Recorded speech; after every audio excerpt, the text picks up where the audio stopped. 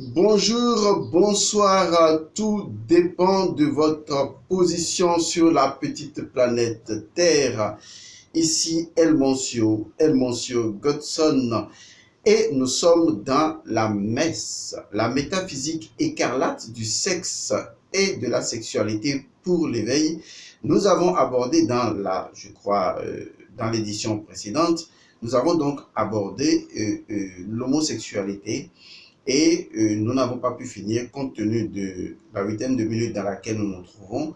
Et nous allons continuer pour préciser un certain nombre de choses. Mais je vous rappelle que je vous mets en lien, bien sûr, une autre vidéo de 24 minutes sur le sujet intitulé Homosexualité et métaphysique. Cela vous permettra de mieux comprendre. Et de l'autre côté également, dans cette vidéo de 24 minutes, nous ne sommes qu'à la première partie et nous aborderons la deuxième partie beaucoup plus tard.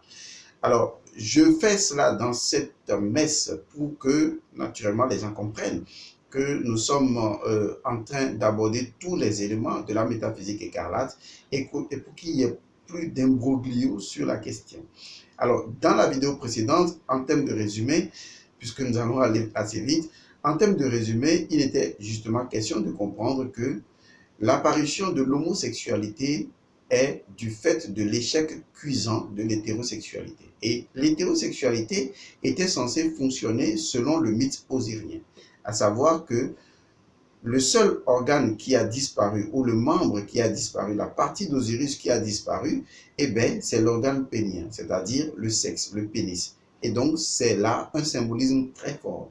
Et il a fallu donc que Isis fabrique avec le sycomore, qui est le figuier, le sexe donc de Osiris, pour pouvoir faire l'amour avec Osiris. Donc, on se rend compte qu'il ne s'agit plus d'une sexualité, entre griffes, normale.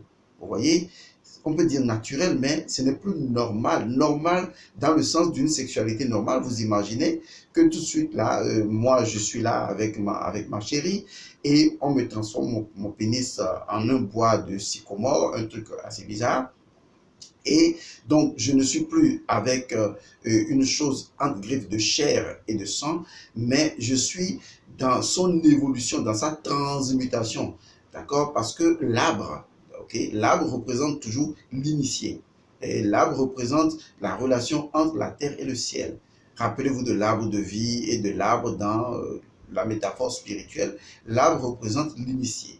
L'arbre représente également l'énergie fondamentale. Et donc, à partir du moment où on peut reconnaître que la partie d'Osiris a été transformée en un arbre ou en un figuier avec lequel Isis a fait l'amour pour donner naissance donc à, disons, à Horus, cela veut dire que, en fait, la sexualité de Osiris et Isis est une sexualité née de la résurrection, n'est-ce pas, de Osiris. Et donc, cette résurrection montre tout simplement une transformation d'un état primaire en un état secondaire, ou carrément une sortie d'un état secondaire pour retrouver un état d'être original, ce qui veut dire en clair que nous sommes en face de la nature transfigurée, n'est-ce pas, de Osiris. Ce qui sous-tend le fait que la sexualité est réservée normalement uniquement pour les initiés. Ceux qui sont initiés, c'est ceux qui ont passé les épreuves. Les épreuves, c'est passer le couloir disons, du chemin écarlate. Le chemin écarlate, c'est le sentier sinueux, le sentier étroit, ou l'enfer, si vous voulez, qui vous permet de maîtriser ou de domestiquer les démons, vos propres démons. Du coup, vous n'importez plus les entités négatives, les démons incubes, succubes, ce que vous voulez, vous ne les importez plus dans votre sexualité, puisque la sexualité ne se déroule pas seulement au niveau physique, mais elle se déroule également au niveau énergétique, au niveau astral et au niveau spirituel. Vous n'importez pas ces agrégats astraux, ces négativités-là dans votre relation sexuelle. Alors, le problème qui s'est posé, où l'hétérosexualité a échoué, c'est qu'au lieu de suivre le chemin de Osiris et donc le chemin de l'immortalité en préservant le sémen, en préservant par le coitus reservatus l'éjaculation, pour que ce liquide-là soit transmuté en énergie d'élévation spirituelle. Conférez-vous donc à Apocalypse 1er, disons, première église de l'Apocalypse, ce qu'on a appelé la constance. Il faut être constant intérieurement, être donc dans l'équilibre. À partir du moment où cet état de choses a manqué, eh bien, les hommes ont continué à éjaculer. Et dans le processus d'éjaculation, ils ont développé ce que nous appelons le cacodémon. Le cacodémon, c'est, entre griffes, le mauvais serpent, ou carrément ce qu'on pourrait appeler la queue du diable. Vous voyez? Et cette queue du diable, en réalité, est un autre organe sexuel. Et son développement est purement métaphysique. Cela symbolise le fait que l'individu a échoué, que son serpent a perdu ses pattes, a perdu ses ailes, a perdu sa capacité de feu, a perdu sa capacité à s'élever. Mais non seulement cela, son serpent entretient maintenant de la prostitution avec des énergies dégradées. Or, dans les mondes souterrains, où vous avez des relations sexuelles avec des formes d'esprit, ces formes d'esprit ou entités n'ont pas de sexe en soi. Donc, ces entités n'ont aucunement de sexe. Ces entités peuvent emprunter n'importe quel sexe. Et d'ailleurs, la queue du diable est, est capable d'entretenir n'importe quelle forme de sexualité. Et l'exemple le plus simple que je donne, c'est quand vous prenez une entité qu'on appelle incube ou succube. En réalité, c'est une même entité, c'est la seule entité. C'est une entité qui n'a pas de sexe en soi.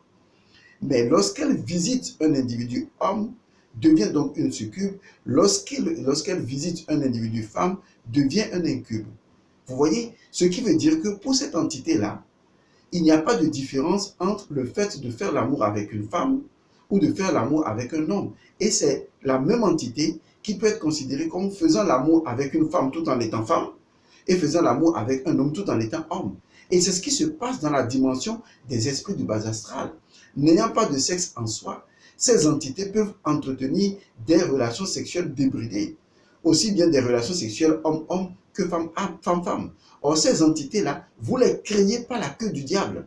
La queue du diable, vous la créez, elle, par le fait que vous éjaculez, que vous perdez votre liquide séminal et donc vous développez ce qu'on appelle la queue vers le bas et donc vous vous enfoncez dans l'énergie souterraine. Vous devenez créateur du monde enférique, du monde souterrain, au lieu de développer le monde d'élévation spirituelle. C'est à partir de ce moment-là que la queue du diable étant née, la relation sexuelle n'est plus une relation sexuelle qui se fait normalement dans le sens de homme-femme, puisque cette queue du diable va entraîner justement une forme de déséquilibre dans la relation de base. C'est pourquoi je vous rappelle que c'est l'échec de l'hétérosexualité dans l'incapacité à pratiquer le coitus reservatus qui a conduit à la naissance de l'homosexualité, parce que l'homosexualité vient comme pour équilibrer le fait que vous avez une hétérosexualité débridée, négative, qui a donné naissance à la queue du diable. Et cette queue du diable est une queue de perversité qui entretient n'importe quelle relation à n'importe quel degré. La question est de savoir, est-ce que vous devez accuser l'homosexualité ou bien vous devez vous poser la question de savoir qu'est-ce que vous avez fait? Car comment vois-tu la paille dans l'œil de ton frère alors que tu as la poutre dans le tien? Posez-vous les bonnes questions et vous aurez les bonnes réponses. Suivez donc la vidéo dont je mets le lien en bas qui vous lie directement à une vidéo plus importante de 24 minutes sur homosexualité et métaphysique. Je vous remercie et je vous dis à bientôt.